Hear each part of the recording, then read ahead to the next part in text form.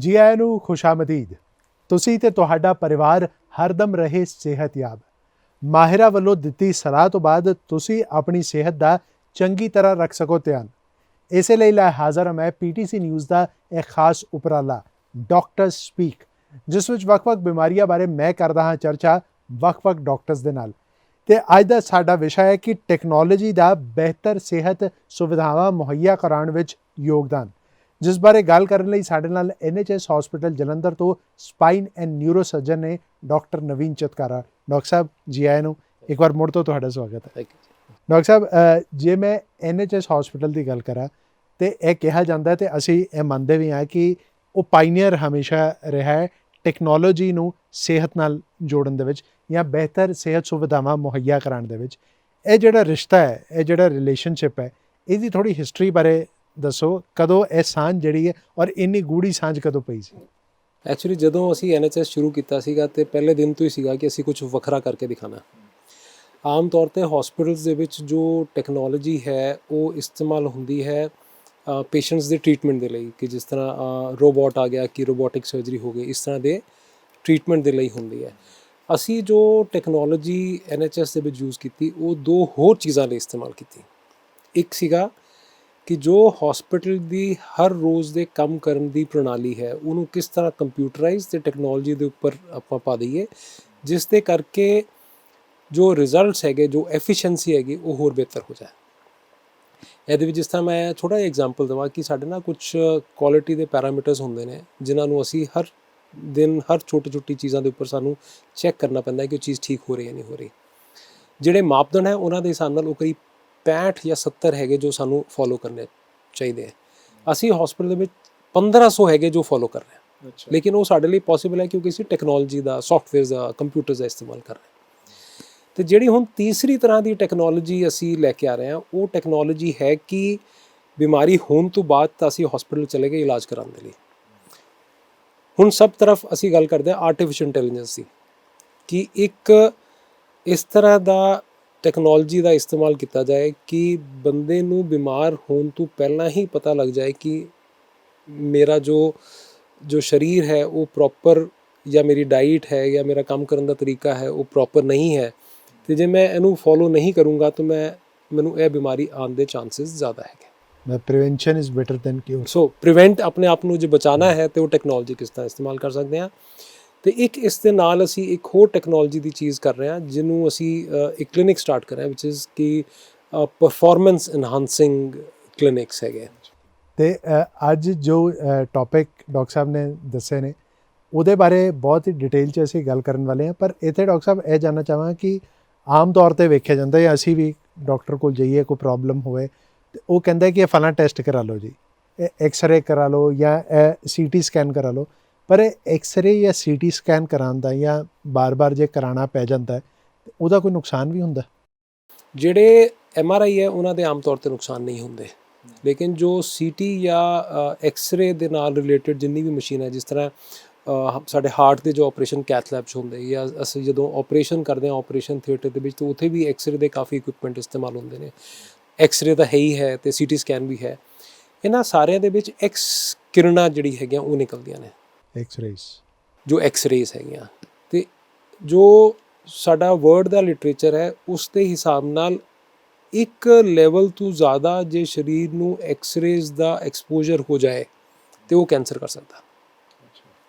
ਸੋ ਹਰ ਚੀਜ਼ ਦਾ, ਹਰ ਮਸ਼ੀਨ ਦਾ ਉਸ ਹਿਸਾਬ ਨਾਲ ਇੱਕ ਲਿਮਿਟ ਲਗਾਈ ਹੈ। ਜੇ ਮੈਂ ਤੁਹਾਨੂੰ ਕਹਾਂ ਕਿ ਜੇ ਸਪੋਜ਼ ਪੇਟ ਦਾ CT ਸਕੈਨ ਤੁਸੀਂ ਕਰਾਉਣਾ ਹੈ ਤੇ ਉਹ ਸਮਝੋ 10 ਸਕੈਨ 1 ਸਾਲ ਦੇ ਵਿੱਚ ਤੁਹਾਨੂੰ ਅਲਾਊਡ ਹੈ। ਜੇ 10 ਤੋਂ ਜ਼ਿਆਦਾ ਸਕੈਨ ਤੁਸੀਂ ਕਰਾਓਗੇ ਤੇ ਉਹ ਤੁਹਾਨੂੰ ਕੈਂਸਰ ਕਰ ਸਕਦਾ। ਮੈਂ ਐਗਜ਼ਾਮਪਲ ਦੇ ਰਿਹਾ। ਹੁਣ ਕੋਈ ਪੇਸ਼ੈਂਟ ਨੂੰ ਬਿਮਾਰੀ ਹੈ ਜਿਹਦੇ ਵਿੱਚ ਜ਼ਿਆਦਾ ਵੀ ਐਕਸਰੇਜ਼ ਕਰਾਉਣ ਦੀ ਲੋੜ ਪੈ ਸਕਦੀ ਹੈ, CT ਸਕੈਨ ਕਰਾਉਣ ਦੀ। ਤਾਂ ਜੋ ਟੈਕਨੋਲੋਜੀ ਅਸੀਂ NHS ਦੇ ਵਿੱਚ ਪੇਸ਼ੈਂਟਸ ਦੀ ਸੇਫਟੀ ਦੇ ਲਈ ਲੈ ਕੇ ਆਏ ਸੀਗੇ, ਉਸ ਦੇ ਵਿੱਚ ਅਸੀਂ 1/4 ਰੇਡੀਏਸ਼ਨ ਦੇ ਵਿੱਚ ਉਹ ਅਸੀਂ ਸਕੈਨ ਕਰ ਸਕਦੇ ਹਾਂ। ਸੋ ਜਿੰਨੀ ਵੀ ਟੈਕਨੋਲੋਜੀ, ਕੈਥ ਲੈਬ ਹੋ ਗਿਆ, ਆਪਰੇਸ਼ਨ ਥੀਏਟਰ ਦੀ ਜੋ ਐਕਸਰੇ ਟੈਕਨੋਲੋਜੀ ਹੈ, ਜੋ ਐਕਸਰੇ ਮਸ਼ੀਨਾਂ ਹੈ, ਜੋ CT ਸਕੈਨ ਹੈਗੇ, ਕਿ ਜੋ 1/4 ਹਿੱਸੇ ਦੀ ਰੇਡੀਏਸ਼ਨ ਦੇ ਵਿੱਚ ਅਸੀਂ ਉਹ ਸਕੈਨ ਕਰ ਸਕਦੇ ਹਾਂ, ਯਾਨੀ ਕਿ ਅਸੀਂ ਸੇਫ ਲਿਮਿਟ ਦੇ ਵਿੱਚ ਉਸ ਪੇਸ਼ੈਂਟ ਦੇ 4 ਗੁਣਾ ਜ਼ਿਆਦਾ ਸਕੈਨ ਕਰ ਸਕਦੇ। ਅੱਛਾ। ਸੋ ਇਸ ਚੀਜ਼ ਦਾ ਧਿਆਨ ਰੱਖਣਾ ਜ਼ਰੂਰੀ ਹੈ। ਆਪਾਂ ਆਮ ਤੁਰਦੇ ਹਾਂ, ਚਲ ਮੇਰਾ ਐਕਸਰੇ ਕਰਦੇ। ਉਹਨਾਂ ਕਿਰਨਾਂ ਦਾ ਨੁਕਸਾਨ ਹੈ ਤੇ ਉਸ ਤੋਂ ਸਾਨੂੰ ਬਚਾਓ ਕਰਨਾ ਚਾਹੀਦਾ। ਬਿਲਕੁਲ, ਇਹ ਬਹੁਤ ਹੀ ਧਿਆਨ ਦੇਣ ਵਾਲੀ ਗੱਲ ਹੈ। ਕਰਾਉਣ ਤੇ ਅਸੀਂ ਚਲੇ ਜਾਂਦੇ ਹਾਂ CT ਸਕੈਨ ਜਾਂ ਐਕਸਰੇ ਡਾਕਟਰ ਸਾਹਿਬ ਦੇ ਕਹਿਣ 'ਤੇ, ਪਰ ਉਹਦਾ ਨੁਕਸਾਨ ਕੀ ਹੋ ਸਕਦਾ ਤੇ ਕਿਵੇਂ ਉਸ ਟੈਕਨੋਲੋਜੀ ਦਾ ਇਸਤੇਮਾਲ ਕਰਕੇ ਉਸ ਤੋਂ ਬਚਿਆ ਕਿਵੇਂ ਜਾ ਸਕਦਾ, ਇਹ ਡਾਕਟਰ ਸਾਹਿਬ ਨੇ ਦੱਸਿਆ। ਤੇ ਡਾਕਟਰ ਸਾਹਿਬ, ਹੁਣ ਤੁਸੀਂ MRI ਦਾ ਜ਼ਿਕਰ ਕੀਤਾ ਸੀ, ਕੋਈ ਵੀ ਬ੍ਰੇਨ ਰਿਲੇਟਡ, ਦਿਮਾਗ ਰਿਲੇਟਡ ਕੋਈ ਪ੍ਰੋਬਲਮ ਹੁੰਦੀ ਹੈ, MRI ਕਰਾਉਣ ਨੂੰ ਕਿਹਾ ਜਾਂਦਾ ਹੈ। ਤੇ MRI ਤੋਂ ਕੀ ਅਰਲੀ ਡਾਇਗਨੋਸ ਵੀ ਹੋ ਸਕਦਾ ਕਿ ਬ੍ਰੇਨ ਸੰਬੰਧੀ ਜੋ ਹੈ ਇਹ ਪ੍ਰੋਬਲਮ ਜਿਹੜੀ ਹੈ ਉਹ ਆ ਸਕਦੀ ਹੈ ਜੀ, ਅਰਲੀ ਡਾਇਗਨੋਸ ਹੋ ਸਕਦੀ? ਜੀ, ਅਸੀਂ ਨਾ ਹੁਣ ਇੱਕ ਬਹੁਤ ਹੀ ਲੇਟੈਸਟ ਟੈਕਨੋਲੋਜੀ ਹੈ ਜਿਸ ਨੂੰ ਅਸੀਂ NHS 'ਚ ਲੈ ਕੇ ਆਏ ਹਾਂ। MRI ਦੇ ਵਿੱਚ ਕੀ ਹੁੰਦਾ ਹੈ ਕਿ ਅਸੀਂ ਜੋ ਵੀ ਬ੍ਰੇਨ ਦਾ ਜੋ ਸਟਰਕਚਰ ਹੈ ਉਹਦੀ ਅਸੀਂ ਫੋਟੋਗ੍ਰਾਫ ਲੈ ਕੇ ਤੇ ਉਸ ਤੋਂ ਅਸੀਂ ਡਾਇਗਨੋਸਿਸ ਬਣਾ ਕੇ ਟ੍ਰੀਟਮੈਂਟ ਕਰਦੇ ਹਾਂ। ਕਿਸੇ ਵੀ ਜਗ੍ਹਾ ਦੇ ਵਿੱਚ ਉਹਦਾ ਸਾਈਜ਼ ਕਿੰਨਾ ਹੈ ਉਹਦੇ ਲਈ ਸਾਨੂੰ ਮਤਲਬ ਜੋ ਰੇਡੀਓਲੋਜੀ ਦੇ ਡਾਕਟਰ ਹੈਗੇ, ਮਾਹਰ ਡਾਕਟਰ ਹੈਗੇ, ਉਹਨਾਂ ਨੂੰ ਕੰਪਿਊਟਰ ਦੇ ਨਾਲ ਹੀ ਉਹ ਜਗ੍ਹਾ ਕੈਲਕੂਲੇਟ ਕਰਨੀ ਪੈਂਦੀ ਹੈ ਕਿ ਬ੍ਰੇਨ ਦਾ ਕਿਸ ਹਿੱਸੇ ਦਾ ਟੋਟਲ ਵੋਲਿਊਮ ਕਿੰਨਾ ਹੈ। ਸੋ ਅਸੀਂ ਜੋ ਟੈਕਨੋਲੋਜੀ ਲੈ ਕੇ ਆਏ ਹਾਂ ਉਹਦੇ ਵਿੱਚ ਆਰਟੀਫਿਸ਼ੀਅਲ ਇੰਟੈਲੀਜੈਂਸ ਨੂੰ ਯੂਜ਼ ਕਰਦੇ ਹੋਏ ਉਹ ਆਟੋਮੇਟਿਡ ਹੀ ਹੈ ਕਿ ਅਸੀਂ ਉਹ ਵੋਲਿਊਮ ਸਾਰੇ ਪਤਾ ਲਗਾ ਸਕਦੇ ਹਾਂ। ਸੋ ਜੇ ਬੰਦਾ ਵੀ ਕਰ ਸਕਦਾ ਹੈ, ਮਸ਼ੀਨ ਵੀ ਕਰ ਸਕਦਾ, ਫ਼ਰਕ ਕੀ ਹੈ ਕਿ ਜਦੋਂ ਵੀ ਅਸੀਂ MRI ਕਰਦੇ ਨਾ, ਸਾਡੇ ਕੁਝ ਸੈਕਸ਼ਨਸ ਲਿੱਤੇ ਜਾਂਦੇ ਨੇ, ਉਹ ਹਰ ਵਾਰੀ ਵੇਰੀ ਕਰ ਜਾਂਦੇ ਨੇ। ਤੋ ਜੇ ਇੱਕ ਸਕੈਨ ਤੋਂ ਬਾਅਦ ਦੁਬਾਰਾ ਸਕੈਨ ਕਰਨਾ ਹੋਏਗਾ ਤੇ ਉਹ ਐਕੂਰੇਟ ਮੈਜਰਮੈਂਟ ਦੀ ਬਜਾਏ ਉਹ ਚੇਂਜ ਹੋ ਸਕਦਾ ਕਿਉਂਕਿ ਫੋਟੋ ਦਾ ਐਂਗਲ ਚੇਂਜ ਹੋ ਗਿਆ।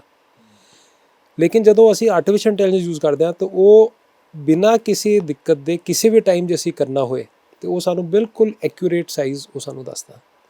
ਹੁਣ ਇਸ ਦਾ ਜੋ ਕਿਹੜੀ ਬਿਮਾਰੀਆਂ ਦੇ ਵਿੱਚ ਇਹਦਾ ਸਾਨੂੰ ਫਾਇਦਾ ਮਿਲਦਾ ਹੈ ਕਿ ਬਜ਼ੁਰਗਾਂ ਦੇ ਵਿੱਚ ਜਾਂ ਓਲਡ ਏਜ ਦੇ ਵਿੱਚ ਅਸੀਂ ਕਹਿੰਦੇ ਹਾਂ ਕਿ ਡਿਮੈਂਸ਼ੀਆ ਹੋ ਗਿਆ ਜਾਂ ਅਲਜ਼ਾਈਮਰਸ ਡਿਜ਼ੀਜ਼ ਹੋ ਗਈ।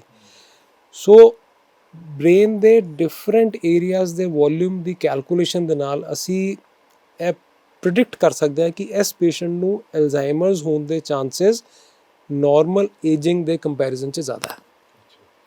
ਪਾਰਕਿੰਸਨਸ ਦੀ ਬਿਮਾਰੀ ਹੈ ਉਹਦੇ ਬਾਰੇ ਵੀ ਅਸੀਂ ਕਰ ਸਕਦੇ ਹਾਂ। ਇੱਕ ਜਿਹੜੀ ਐਪੀਲੈਪਸੀ, ਦੌਰੇ ਪੈਣ ਵਾਲੀ ਬਿਮਾਰੀ ਹੈ, ਉਹਦੇ ਵਿੱਚ ਵੀ ਇੱਕ ਖਾਸ ਤਰ੍ਹਾਂ ਦੀ ਬਿਮਾਰੀ ਹੁੰਦੀ ਹੈ ਜਿਹਦੇ ਵਿੱਚ ਬ੍ਰੇਨ ਦਾ ਇੱਕ ਹਿੱਸਾ ਸ਼ਰਿੰਕ ਕਰ ਜਾਂਦਾ। ਉਸ ਹਿੱਸੇ ਦੇ ਵੋਲਿਊਮ ਦੀ ਕੈਲਕੂਲੇਸ਼ਨ ਦੇ ਨਾਲ ਅਸੀਂ ਇਹ ਦੱਸ ਸਕਦੇ ਹਾਂ ਪੇਸ਼ੈਂਟ ਨੂੰ ਕਿ ਉਹਨਾਂ ਦੀ ਜੋ ਦੌਰੇ ਦੀ ਬਿਮਾਰੀ ਹੈ ਉਹ ਦਵਾਈ ਦੇ ਨਾਲ ਕੰਟਰੋਲ ਹੋਣ ਦੇ ਚਾਂਸਸ ਕਿੰਨੇ ਹੈਗੇ ਤੇ ਕਿੰਨੀ ਲੰਬੀ ਉਹਨਾਂ ਨੂੰ ਉਹ ਦਵਾਈ ਲੈਣੀ ਪਏਗੀ। ਇਹ ਸਾਰਾ ਕੁਝ ਅਸੀਂ ਉਸ ਦੇ ਨਾਲ ਕੰਪੇਅਰ ਕਰ ਸਕਦੇ। ਬਿਲਕੁਲ, ਡਾਕਟਰ ਸਾਹਿਬ ਨੇ ਹੁਣੇ ਜ਼ਿਕਰ ਤੇ ਕੀਤਾ ਕਿ ਬਿਮਾਰੀ ਤੇ ਟੈਕਨੋਲੋਜੀ, ਕਿਵੇਂ ਟੈਕਨੋਲੋਜੀ ਦਾ ਇਸਤੇਮਾਲ ਕਰ ਉਸ ਨੂੰ ਠੱਲ ਪਾਈ ਜਾ ਸਕਦੀ ਹੈ, ਉਸ ਨੂੰ ਕੰਟਰੋਲ ਕੀਤਾ ਜਾ ਸਕਦਾ ਹੈ, ਪਹਿਲੇ ਪਤਾ ਲਗਾਇਆ ਜਾ ਸਕਦਾ ਹੈ। ਇਹਦੇ ਬਾਰੇ ਹੋਰ ਡਿਟੇਲ 'ਚ ਅਸੀਂ ਜਾਣਕਾਰੀ ਇਹਨਾਂ ਤੋਂ ਲਵਾਂਗੇ ਬਸ ਇੱਕ ਛੋਟੇ ਜਿਹੇ ਬ੍ਰੇਕ ਤੋਂ ਬਾਅਦ। ਤੁਸੀਂ ਵੇਖਦੇ ਰਹੋ ਡਾਕਟਰਸ ਸਪੀਕ। ਬ੍ਰੇਕ ਤੋਂ ਬਾਅਦ ਤੁਹਾਡਾ ਸਵਾਗਤ ਹੈ। ਤੁਸੀਂ ਵੇਖ ਰਹੇ ਹੋ ਡਾਕਟਰਸ ਸਪੀਕ ਤੇ ਅੱਜ ਅਸੀਂ ਚਰਚਾ ਕਰ ਰਹੇ ਹਾਂ ਟੈਕਨੋਲੋਜੀ ਦਾ ਬਿਹਤਰ ਸਿਹਤ ਸੁਵਿਧਾਵਾਂ ਮੁਹੱਈਆ ਕਰਾਉਣ ਵਿੱਚ ਯੋਗਦਾਨ, ਤੇ ਇਸ ਬਾਰੇ ਸਾਡੇ ਨਾਲ ਗੱਲ ਕਰ ਰਹੇ ਨੇ NHS ਹਸਪੀਟਲ ਜਲੰਧਰ ਤੋਂ ਡਾਕਟਰ ਨਵੀਨ ਚਿਤਕਾਰਾ। ਡਾਕਟਰ ਸਾਹਿਬ, ਤੁਸੀਂ ਹੁਣ ਤੱਕ ਟੈਕਨੋਲੋਜੀ ਬਾਰੇ ਔਰ ਖਾਸ ਤੌਰ ਤੇ NHS ਹਸਪੀਟਲ ਵਿੱਚ ਕਿਹੜੀ ਬਿਹਤਰ ਟੈਕਨੋਲੋਜੀ ਦਾ ਇਸਤੇਮਾਲ ਕੀਤਾ ਜਾ ਰਿਹਾ ਉਸ ਬਾਰੇ ਜਾਣਕਾਰੀ ਦਿੱਤੀ ਹੈ। ਹੁਣ ਮੈਂ ਇੱਕ ਇੱਕ ਕਰਕੇ ਤੁਹਾਡੇ ਤੋਂ ਪੁੱਛਣਾ ਚਾਹਾਂਗਾ, ਜੇ ਮਿਰਗੀ ਦੀ ਗੱਲ ਕੀਤੀ ਜਾਏ, ਮਿਰਗੀ ਦੇ ਵਿੱਚ ਟੈਕਨੋਲੋਜੀ ਦਾ ਇਸਤੇਮਾਲ ਕਰ ਕਿਵੇਂ ਮਰੀਜ਼ਾਂ ਦਾ ਜਿਹੜਾ ਇਲਾਜ ਉਹ ਹੋਰ ਬਿਹਤਰ ਤਰੀਕੇ ਨਾਲ ਹੋ ਰਿਹਾ? ਜਿਸ ਤਰ੍ਹਾਂ ਮੈਂ ਹੁਣੇ ਤੁਹਾਨੂੰ MRI ਦਾ ਦੱਸਿਆ ਸੀਗਾ, ਉਸੇ ਤਰ੍ਹਾਂ ਜਿਹੜੇ ਮਿਰਗੀ ਦੇ ਮਰੀਜ਼ ਹੈਗੇ, ਹਰ ਪੇਸ਼ੈਂਟ ਨੂੰ ਕਿਸੇ ਨਾ ਕਿਸੇ ਟਾਈਮ ਤੇ EEG ਕਰਾਉਣ ਦੀ ਲੋੜ ਪੈਂਦੀ ਹੀ ਹੈ। EEG ਬਿਲਕੁਲ ਹਾਰਟ ਦੇ ਵਿੱਚ ਜਿਸ ਤਰ੍ਹਾਂ ਆਪਾਂ ECG ਕਰਦੇ ਹਾਂ, ਉਸੇ ਤਰ੍ਹਾਂ EEG ਜੋ ਹੈ ਉਹ ਬ੍ਰੇਨ ਦੀ ਟੈਸਟਿੰਗ ਹੁੰਦੀ ਹੈ ਜਿਹਦੇ ਵਿੱਚ ਅਸੀਂ ਕੁਝ ਇੱਥੇ ਜੈਲੀ ਲਗਾ ਕੇ ਤਾਰਾਂ ਦੇ ਨਾਲ ਉਹ ਰਿਕਾਰਡਿੰਗ ਕਰਦੇ ਹਾਂ। ਬਿਲਕੁਲ ਇੱਕ ਸ਼ਾਂਤ ਕਮਰਾ ਹੁੰਦਾ ਹੈ ਤੇ ਉਸ ਦਾ ਮਕਸਦ ਹੁੰਦਾ ਹੈ ਕਿ ਸਾਨੂੰ ਬ੍ਰੇਨ ਦੇ ਵਿੱਚ ਕੋਈ ਵੀ ਐਕਟੀਵਿਟੀ ਜੋ ਹੋ ਰਹੀ ਹੈ ਉਹ ਸਾਨੂੰ ਪਤਾ ਲੱਗ ਜਾਏ ਤੇ ਅਸੀਂ ਇਹ ਦੇਖ ਸਕੀਏ ਉਹ ਐਕਟੀਵਿਟੀ ਕਿਸ ਜਗ੍ਹਾ ਤੋਂ ਹੋ ਰਹੀ ਹੈ। ਇਲਾਜ ਕਿੰਨਾ ਲੰਬਾ ਚੱਲਣਾ ਹੈ ਇਹਦੇ ਲਈ ਵੀ EEG ਦੀ ਲੋੜ ਪੈਂਦੀ ਹੈ। ਲੇਕਿਨ ਬਹੁਤ ਸਾਰੇ ਪੇਸ਼ੈਂਟ ਦੇ ਵਿੱਚ ਹੁੰਦਾ ਹੈ ਕਿ ਅਸੀਂ ਫਸ ਜਾਂਦੇ ਹਾਂ ਕਿ ਜਦੋਂ ਅਸੀਂ ਟੈਸਟ ਕਰਦੇ ਹਾਂ ਟੈਸਟ ਨਾਰਮਲ ਹੈ ਲੇਕਿਨ ਮਰੀਜ਼ ਨੂੰ EEG ਨਾਰਮਲ ਹੈ ਲੇਕਿਨ ਮਰੀਜ਼ ਨੂੰ ਮਿਰਗੀ ਦਾ ਦੌਰਾ ਪੈ ਰਿਹਾ। ਸੋ ਇਹਦੇ ਲਈ ਇੱਕ ਨਵੀਂ ਟੈਕਨੋਲੋਜੀ ਡਿਵੈਲਪ ਕੀਤੀ ਹੈ ਜਿਹਦੇ ਵਿੱਚ ਇੱਕ ਮਸ਼ੀਨ ਦੇ ਨਾਲ ਅਸੀਂ ਕੈਪ ਪੇਸ਼ੈਂਟ ਨੂੰ ਪਾ ਦਿੰਦੇ ਹਾਂ ਤੇ ਉਹ ਕੈਪ ਦੇ ਵਿੱਚ ਹੀ ਅਸੀਂ ਉਹ ਇਲੈਕਟ੍ਰੋਡਸ ਨੂੰ ਫਿੱਟ ਕਰਦੇ ਹਾਂ ਜਿਹਦੇ ਵਿੱਚ ਕੋਈ ਜੈਲੀ ਦੀ ਲੋੜ ਨਹੀਂ ਹੈ ਤੇ ਪੇਸ਼ੈਂਟ ਉਹ ਪਾ ਕੇ ਆਪਣੇ ਘਰ ਵੀ ਜਾ ਸਕਦਾ। ਇਹਨੂੰ ਅਸੀਂ ਰਿਮੋਟ ਮੋਨੀਟਰਿੰਗ ਕਹਿੰਦੇ ਹਾਂ। ਤੇ ਘਰ ਜਾ ਕੇ ਵੀ ਜਿਹੜਾ ਉਹਦਾ ਸਿਗਨਲ ਹੈ ਉਹ ਅਸੀਂ ਆਪਣੇ ਕੰਪਿਊਟਰ ਦੇ ਵਿੱਚ ਰਿਕਾਰਡ ਕਰ ਸਕਦੇ ਹਾਂ। ਤੇ ਅਸੀਂ ਇਹ ਕੋਸ਼ਿਸ਼ ਕਰ ਰਹੇ ਹਾਂ ਕਿ ਇਹ ਆਪਾਂ ਇੱਕ ਦਿਨ ਨਹੀਂ, 2 ਦਿਨ ਨਹੀਂ, 1 ਹਫ਼ਤੇ ਤੱਕ ਇਹ ਰਿਕਾਰਡਿੰਗ ਕੰਟੀਨਿਊਸਲੀ ਕਰ ਪਾਈਏ। ਇਸ ਦਾ ਫਾਇਦਾ ਕੀ ਹੁੰਦਾ ਹੈ ਕਿ ਜਦੋਂ ਵੀ ਅਸੀਂ EEG ਦਾ ਟੈਸਟ ਕਰਦੇ ਹਾਂ ਉਹ 15-20 ਮਿੰਟ ਦਾ ਟੈਸਟ ਹੋਇਆ, ਉਸ ਟਾਈਮ ਐਕਟੀਵਿਟੀ ਹੋਈ ਤੁਸੀਂ ਰਿਕਾਰਡ ਕਰ ਲਈ, ਜੇ ਨਹੀਂ ਹੋਈ ਤਾਂ ਨਾਰਮਲ ਆ ਗਿਆ। ਲੇਕਿਨ ਇਹਦੇ ਵਿੱਚ ਜਦੋਂ ਤੁਸੀਂ ਕੰਟੀਨਿਊਅਸ ਰਿਕਾਰਡਿੰਗ ਕਰ ਰਹੇ ਹੋ ਤੇ ਉਹ ਚੀਜ਼ ਸਾਨੂੰ ਐਕੂਰੇਟ ਡਾਇਗਨੋਸਿਸ ਲਈ ਹੈਲਪ ਕਰੇਗੀ। ਪਲੱਸ ਇਸ ਦੇ ਵਿੱਚ ਅਸੀਂ ਇੱਕ ਚੀਜ਼ ਹੋਰ ਕਰ ਰਹੇ ਕਿ ਉਸ ਟਾਈਮ ਪੇਸ਼ੈਂਟ ਦਾ ਬਲੱਡ ਪ੍ਰੈਸ਼ਰ ਕਿੰਨਾ, ਉਹਦੀ ਨਬਜ਼ ਕਿੰਨੀ ਹੈ, ਉਹ ਵੀ ਰਿਕਾਰਡਿੰਗ ਸਾਨੂੰ ਨਾਲ ਮਿਲ ਜਾਂਦੀ ਹੈ ਤੇ ਉਹ ਵੀ EEG ਦੇ ਨਾਲ ਮਿਲ ਕੇ ਅਰਲੀ ਡਾਇਗਨੋਸਿਸ ਜਿਹੜਾ ਮਿਰਗੀ ਦਾ ਉਹਦੇ ਵਿੱਚ ਸਾਨੂੰ ਹੈਲਪ ਕਰਦੀ। ਹੁਣ ਦੂਸਰੀ ਜਿਹੜੀ ਹੈ ਪਾਰਕਿੰਸਨ ਦੀ ਗੱਲ ਕਰੀਏ, ਉਹਦੇ ਵਿੱਚ ਕਹਿੰਦੇ ਆ ਕਿ ਮਰੀਜ਼ਾਂ ਨੂੰ ਤੁਰਨ 'ਚ ਬੜੀ ਦਿੱਕਤ ਆਉਂਦੀ ਹੈ, ਕਿ ਟੈਕਨੋਲੋਜੀ ਦਾ ਇਹਦੇ ਉੱਤੇ ਵੀ ਪ੍ਰਭਾਵ ਪਾਇਆ ਜਾ ਸਕਦਾ? ਜੀ, ਇੱਕ ਅਸੀਂ ਇੱਕ ਜੋ IITs ਹੈਗੇ ਉਹਨਾਂ ਦੇ ਨਾਲ ਮਿਲ ਕੇ ਇੱਕ ਬੈਂਡ ਅਸੀਂ ਡਿਵੈਲਪ ਕੀਤਾ ਹੈ। ਉਹ ਜਿਹੜੇ ਪੇਸ਼ੈਂਟਸ ਨੂੰ ਚੱਲਣ ਦੇ ਵਿੱਚ ਦਿੱਕਤ ਆਉਂਦੀ ਹੈ ਉਹਨਾਂ ਦੇ ਅਸੀਂ ਪੱਟ ਦੇ ਉੱਪਰ ਇਸ ਬੈਂਡ ਨੂੰ ਟਾਈ ਕਰਦੇ ਹਾਂ ਤੇ ਉਹ ਬੈਂਡ ਇੱਕ ਇਸ ਤਰ੍ਹਾਂ ਦਾ ਸਿਗਨਲ ਦਿੰਦਾ ਹੈ ਕਿ ਪੇਸ਼ੈਂਟਸ ਨੂੰ ਉਸ ਦੇ ਨਾਲ ਚੱਲਣ ਦੇ ਵਿੱਚ ਸਹੂਲਤ ਹੋ ਜਾਂਦੀ ਹੈ। ਜਿਹੜਾ ਪੇਸ਼ੈਂਟ ਦਾ ਚੱਲਣ ਦਾ ਤਰੀਕਾ ਹੈ, ਕਿੰਨੀ ਵਾਰੀ ਉਹ ਚੱਲਦੇ ਹੋਏ ਅੜਦਾ ਹੈ ਜਾਂ ਕਿੰਨੀ ਸਮੂਥ ਉਹਦੀ ਚਾਲ ਹੈ, ਉਸ ਚੀਜ਼ ਨੂੰ ਅਸੀਂ ਦੂਰ ਬੈਠੇ ਕੰਪਿਊਟਰ ਦੇ ਰਾਹੀਂ ਮੋਨੀਟਰ ਵੀ ਕਰ ਸਕਦੇ ਹਾਂ। ਤੇ ਅਸੀਂ ਇਹ ਵੀ ਦੇਖ ਸਕਦੇ ਹਾਂ ਕਿ ਜਦੋਂ ਪੇਸ਼ੈਂਟ ਨੂੰ ਫਸਟ ਟਾਈਮ ਅਸੀਂ ਉਸ ਦੇ ਵਿੱਚ ਨਾ ਔਨ ਤੇ ਆਫ ਕਰਨ ਦਾ ਜਿਹੜਾ ਬੈਂਡ ਹੈ ਉਹਨੂੰ ਤਰੀਕਾ ਹੈ ਕਿ ਜਦੋਂ ਫਸਟ ਟਾਈਮ ਅਸੀਂ ਪੇਸ਼ੈਂਟ ਨੂੰ ਚਲਾਇਆ ਸੀਗਾ ਮਸ਼ੀਨ ਨੂੰ ਆਫ ਕਰਕੇ ਤੇ ਪੇਸ਼ੈਂਟ ਦੀ ਜੋ ਚੱਲਣ ਦਾ ਤਰੀਕਾ ਸੀਗਾ ਉਹ ਕਿਸ ਤਰ੍ਹਾਂ ਸੀਗਾ, ਤੇ ਫਿਰ ਹਰ ਵਾਰੀ ਜਦੋਂ ਉਹ ਔਨ ਹੁੰਦਾ ਹੈ ਅਸੀਂ ਪੇਸ਼ੈਂਟ ਨੂੰ ਜਦੋਂ ਘਰ ਬੈਂਡ ਲੱਗਦਾ ਹੈ ਉਹ ਵਾਈਫਾਈ ਦੇ ਨਾਲ ਕਨੈਕਟਡ ਹੈ, ਉਸਦੇ ਘਰ ਦੇ ਵਾਈਫਾਈ ਦੇ ਨਾਲ, ਤੇ ਜਿਸ ਨਾਲ ਸਾਨੂੰ ਸਾਰੀ ਇਨਫੋਰਮੇਸ਼ਨ ਮਿਲਦੀ ਹੈ ਤੇ ਅਸੀਂ ਇਹ ਪ੍ਰੋਗਰੈਸ ਕਿ ਉਸ ਦੀ ਚਾਲ ਦੇ ਵਿੱਚ ਕਿੰਨੀ ਇੰਪਰੂਵਮੈਂਟ ਹੋ ਰਹੀ ਹੈ ਉਹ ਵੀ ਅਸੀਂ ਬੈਠੇ ਰਿਕਾਰਡ ਕਰ ਸਕਦੇ ਹਾਂ। ਤੇ ਜੇ ਕਿਸੇ ਟਾਈਮ ਸਾਨੂੰ ਲੱਗਦਾ ਹੈ ਕਿ ਉਹ ਇੰਪਰੂਵਮੈਂਟ ਪ੍ਰੋਪਰ ਨਹੀਂ ਹੋ ਰਹੀ, ਅਸੀਂ ਪਿੱਛੋਂ ਦੀ ਹੀ ਸੈਟਿੰਗ ਚੇਂਜ ਕਰਕੇ ਉਸ ਨੂੰ ਹੋਰ ਬਿਹਤਰ ਕਰ ਸਕਦੇ ਹਾਂ।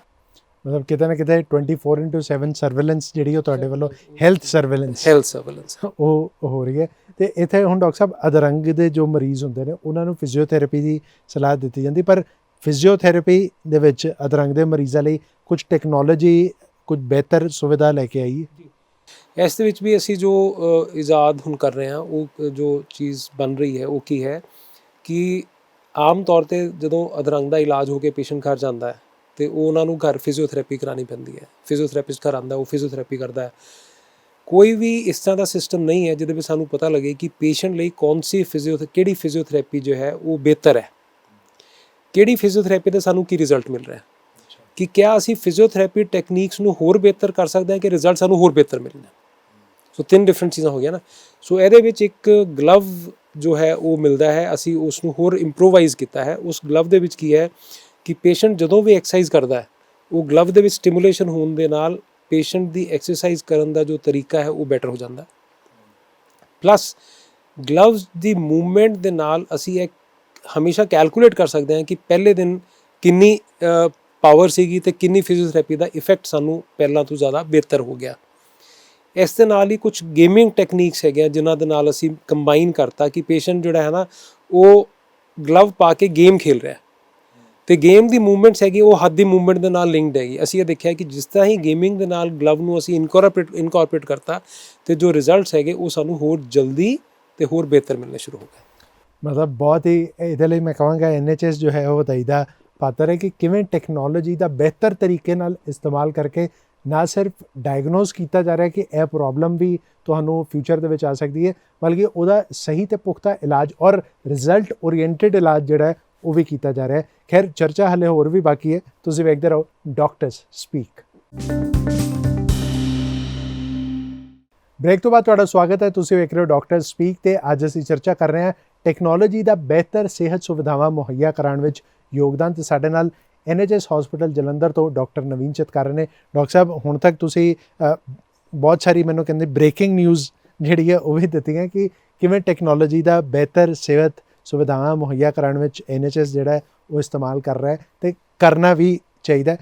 ਹੁਣ ਇੱਕ ਜਿਹੜੀ ਬਹੁਤ ਹੀ ਚਰਚਾ ਦਾ ਵਿਸ਼ਾ ਬਣਿਆ ਉਹ ਹੈ ਬ੍ਰੇਨ ਮੈਪਿੰਗ ਕਰਕੇ। ਮੈਂ ਥੋੜ੍ਹਾ ਜਾਣਨਾ ਚਾਹਾਂਗਾ ਬ੍ਰੇਨ ਮੈਪਿੰਗ ਜਿਹੜਾ ਹੈ ਉਹ ਹੈ ਕੀ?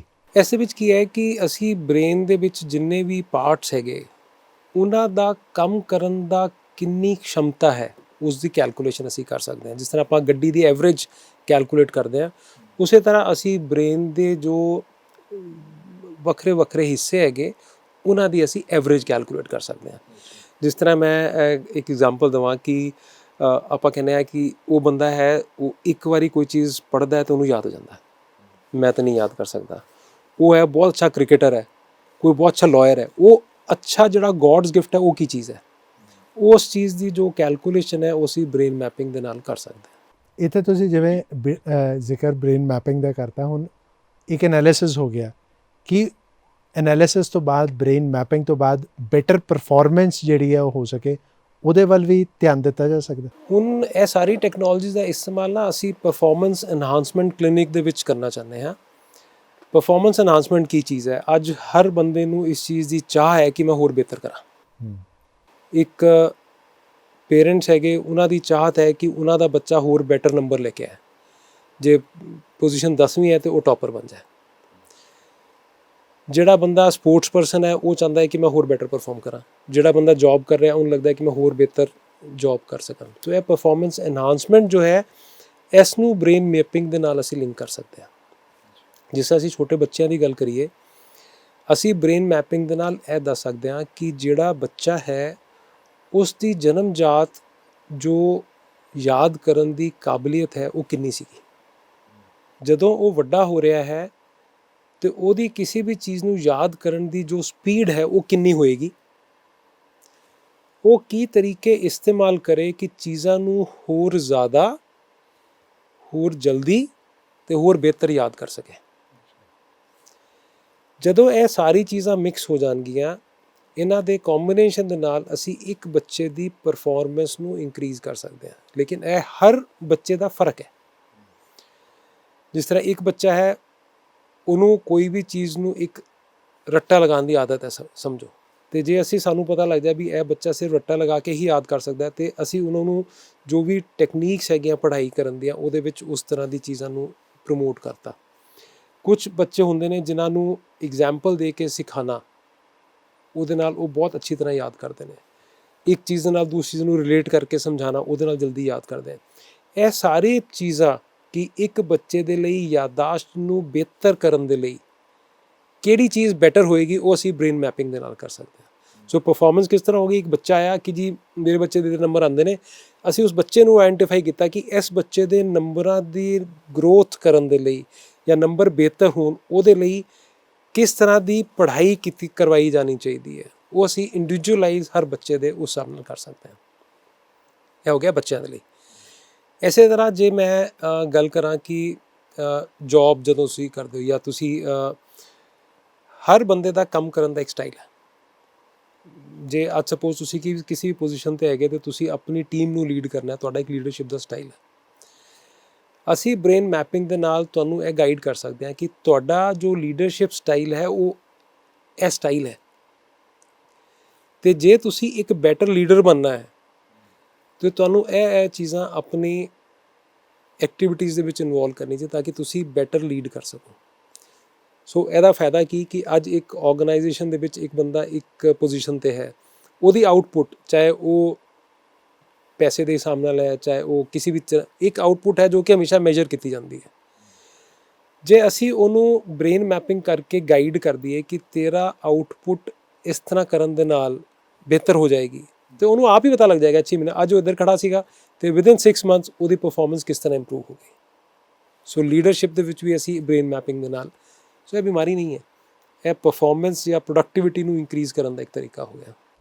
ਅਸੀਂ ਆਮ ਤੌਰ 'ਤੇ ਵੇਖਦੇ ਹਾਂ ਕਿ ਐਸਟ੍ਰੋਲੋਜਰ ਜੋ ਹੁੰਦੇ ਨੇ ਉਹ ਦੱਸਦੇ ਨੇ ਕਿ ਤੇਰਾ ਫਿਊਚਰ ਦੇ ਵਿੱਚ ਇਹ ਹੋਣ ਵਾਲਾ, ਪਰ ਇੱਥੇ ਜੋ ਡਾਕਟਰ ਨੇ ਉਹ ਲੌਜੀਕਲੀ ਜਿਹਨੂੰ ਕਹਿੰਦੇ ਔਰ ਪ੍ਰੋਪਰ ਟੈਕਨੀਕ ਦਾ ਇਸਤੇਮਾਲ ਕਰਕੇ ਉਹਨੂੰ ਦੱਸ ਰਹੇ ਕਿ ਹਾਂ ਬਈ ਤੇਰਾ ਫਿਊਚਰ ਚੰਗਾ ਹੋ ਸਕਦਾ, ਤੇਰੇ ਹੱਥ ਦੇ ਵਿੱਚ ਹੀ ਹੈ ਜੇ ਤੂੰ ਇਹਨਾਂ ਗੱਲਾਂ ਦਾ ਧਿਆਨ ਰੱਖ ਲੈ। ਇੱਕ ਵਾਰੀ ਤਾਂ ਬਹੁਤ ਇੰਟਰਸਟਿੰਗ ਹੈ ਕਿ ਅਸੀਂ HR ਜੋ ਡਿਪਾਰਟਮੈਂਟ ਹੈ ਕੰਪਨੀ ਦਾ, ਉਹਨਾਂ ਦੇ ਨਾਲ ਟਾਈ ਅਪ ਕਰ ਰਹੇ ਸੀ ਰਿਸਰਚ ਲਈ, ਤੇ ਇੱਕ ਕੈਂਡੀਡੇਟ ਆਇਆ ਕਿ ਜੀ ਮੈਂ ਇੱਕ ਫਲਾਂ ਤਰ੍ਹਾਂ ਦੀ ਜੌਬ ਕਰਨਾ ਚਾਹੁੰਦਾ। ਅਸੀਂ ਉਹਦਾ ਟਰਾਇਲ ਬੇਸਿਸ ਦੇ ਉੱਪਰ ਬ੍ਰੇਨ ਮੈਪਿੰਗ ਕੀਤਾ ਤੇ ਅਸੀਂ ਉਹਨੂੰ ਗਾਈਡ ਕੀਤਾ ਵੀ ਤੇਰੇ ਲਈ ਨਾ ਇਸ ਜੌਬ ਦੀ ਬਜਾਏ ਇਹ ਜੌਬ ਬੈਟਰ ਹੈ। ਅੱਛਾ, ਕਿ ਤੂੰ ਇਸ ਤਰ੍ਹਾਂ ਦੀ ਜੌਬ ਕਰੇਗਾ ਤੇ ਤੈਨੂੰ ਮਨ ਵੀ ਲੱਗੇਗਾ ਕੰਮ ਕਰਨ ਦੇ ਵਿੱਚ, ਤੇ ਜੋ ਕੰਮ ਕਰਨ ਦੀ ਆਊਟਪੁੱਟ ਹੈ ਉਹ ਵੀ ਬਿਹਤਰ ਹੋ ਜਾਏਗੀ। ਸੋ ਮਤਲਬ ਬ੍ਰੇਨ ਮੈਪਿੰਗ ਤਾਂ ਹਰ ਚੀਜ਼ ਦੇ ਵਿੱਚ ਤੁਹਾਨੂੰ ਮਤਲਬ ਤੁਹਾਡੀ ਬੇਸਿਕ ਨੇਚਰ ਜੋ ਹੈ ਉਹਦੇ ਨਾਲ ਜੋੜਨਾ, ਬੇਸਿਕ ਨੇਚਰ ਨਾਲ ਜੋੜਨਾ। ਬਹੁਤ ਹੀ ਸਰ ਤੁਸੀਂ ਵਿਸਤਾਰਪੂਰਵਕ ਜਾਣਕਾਰੀ ਦਿੱਤੀ, ਪਰ ਇੱਥੇ ਜੋ ਲੋਕ ਟੈਕਨੋਲੋਜੀ ਤੋਂ, ਵੈਸੇ ਹੁਣ ਸਾਡੀ ਜ਼ਿੰਦਗੀ ਦਾ ਹਿੱਸਾ ਟੈਕਨੋਲੋਜੀ ਹੈ, ਉਸ ਤੋਂ ਬਿਨਾਂ ਅਸੀਂ ਤੁਰ ਨਹੀਂ ਸਕਦੇ, ਪਰ ਜੋ ਸਿਹਤ ਦੇ ਮੁਤਲਕ ਇਸ ਨੂੰ ਅਪਣਾਉਣ ਤੋਂ ਗੁਰੇਜ਼ ਕਰਦੇ ਨੇ ਉਹਨਾਂ ਨੂੰ ਕੀ ਕਹਿਣਾ ਚਾਹੋਗੇ? ਦੇਖੋ ਟਾਈਮ ਚੇਂਜ ਹੋ ਗਿਆ। ਇੱਕ ਅੱਜ ਤੋਂ 20-25 ਸਾਲ ਪਹਿਲਾਂ ਆਪਾਂ ਦੇਖੇ ਤੇ ਕੋਈ ਬੰਦਾ ਮੋਬਾਈਲ ਦੀ ਗੱਲ ਕਰੇ ਤੇ ਅਸੀਂ ਸੋਚਦੇ ਸੀ ਵੀ ਮਜ਼ਾਕ ਕਰਦਾ ਹੋਣਾ, ਲੇਕਿਨ ਹੁਣ ਪਿਛਲੇ 4-5 ਸਾਲਾਂ ਦੇ ਵਿੱਚ ਜੋ ਇੰਟਰਨੈਟ, ਕੰਪਿਊਟਰਸ, ਇਹਨਾਂ ਦਾ ਜਿੰਨਾ ਐਡਵਾਂਸਮੈਂਟ ਹੋਇਆ ਹੈ, ਉਸ ਦੇ ਨਾਲ ਇੰਨਾ ਜ਼ਿਆਦਾ ਇੰਪਰੂਵਮੈਂਟ ਹਰ ਚੀਜ਼ ਦੇ ਵਿੱਚ ਟੈਕਨੋਲੋਜੀ ਕਰਕੇ ਸਿਹਤ ਦੀ ਬਚਾਅ ਦੇ ਲਈ, ਟਰੀਟਮੈਂਟ ਤੇ ਅੱਗੇ ਹਰ ਚੀਜ਼ ਦੇ ਲਈ ਇਸਤੇਮਾਲ ਹੋ ਰਿਹਾ ਹੈ ਕਿ ਸਾਨੂੰ ਇਸ ਚੀਜ਼ ਨੂੰ ਸਮਝਣਾ ਜ਼ਰੂਰੀ ਹੈ ਕਿ ਹੁਣ ਇਹ ਚੀਜ਼ ਆ ਗਈ ਹੈ। ਅਸੀਂ ਉਹਨੂੰ ਜੇ ਅੱਖ ਬੰਦ ਕਰੀਏ ਕਹੀਏ ਨਹੀਂ, ਪਹਿਲਾਂ ਕਹਿੰਦੇ ਸੀਗੇ ਕਿ man behind the machine is important, ਕਿ ਜਿਹੜਾ ਬੰਦਾ ਹੈ ਉਹਦੀ ਕਾਬਲੀਅਤ ਜ਼ਰੂਰੀ ਹੈ, ਮਸ਼ੀਨ ਨੇ ਤਾਂ ਕੀ ਮਦਦ ਹੀ ਕਰਨੀ ਹੈ। ਲੇਕਿਨ ਹੁਣ ਉਹ ਟਾਈਮ ਆ ਗਿਆ ਜਦੋਂ ਸਾਨੂੰ ਇਹ ਸਮਝਣਾ ਪਏਗਾ ਕਿ ਜੇ ਅਸੀਂ ਬਿਹਤਰ ਮਸ਼ੀਨ ਲੈ ਕੇ ਆਵਾਂਗੇ ਤੇ ਉਹ ਮੇਰੀ ਹੀ ਕਾਬਲੀਅਤ ਨੂੰ ਵਧਾਏਗਾ। ਇੱਕ ਫੌਜੀ ਹੈ, ਉਹਨੇ ਜੇ ਕਿਸੇ ਜਗ੍ਹਾ ਤੇ ਨਿਸ਼ਾਨਾ ਲਗਾਉਣਾ ਹੈ, ਇੱਕ ਆਰਡੀਨਰੀ ਰਾਈਫਲ ਦਿਓ ਤੇ ਲੇਜ਼ਰ ਗਾਈਡਡ ਰਾਈਫਲ ਦਿਓ, ਬੰਦਾ ਤਾਂ ਉਹੀ ਹੈ, ਫੌਜੀ ਵੀ ਉਹੀ ਹੈ, ਲੇਕਿਨ ਜੋ ਨਿਸ਼ਾਨਾ ਜ਼ਿਆਦਾ ਐਕਿਊਰੇਟ लगेगा ਉਹ ਤਾਂ लगेगा ਜੇ ਲੇਜ਼ਰ ਗਾਈਡਡ ਰਾਈਫਲ ਹੋਏਗੀ। ਬਿਲਕੁਲ, ਟੈਕਨੋਲੋਜੀ ਜੋ ਹੈ ਉਹ ਬਿਹਤਰ ਸਿਹਤ ਸੁਵਿਧਾਵਾਂ ਮੁਹੱਈਆ ਕਰਾਉਣ ਵਿੱਚ ਐਡਿਡ ਐਡਵਾਂਟੇਜ ਹੈ ਤੇ ਇਹਦਾ ਇਸਤੇਮਾਲ ਕਰਕੇ ਤੁਸੀਂ ਹੋਰ ਚੰਗੇ ਤਰੀਕੇ ਨਾਲ ਜਿਹਨੂੰ ਕਹਿੰਦੇ ਉਹ ਸਿਹਤਯਾਬ ਹੋ ਸਕਦੇ ਹੋ। ਡਾਕਟਰ ਸਾਹਿਬ, ਬਹੁਤ ਬਹੁਤ ਧੰਨਵਾਦ ਤੁਹਾਡਾ ਸਾਡੇ ਨਾਲ ਜੁੜਨ ਲਈ। Thank you. ਅੱਜ ਦੇ ਡਾਕਟਰ ਸਪੀਕ ਵਿੱਚ ਇੰਨਾ ਹੀ। ਆਪਣਾ ਤੇ ਆਪਣਿਆਂ ਦੀ ਸਿਹਤ ਦਾ ਚੰਗੀ ਤਰ੍ਹਾਂ ਧਿਆਨ ਰੱਖਿਓ। ਫਿਲਹਾਲ ਦਿਓ ਇਜਾਜ਼ਤ, ਰੱਬ ਰਾਖਾ।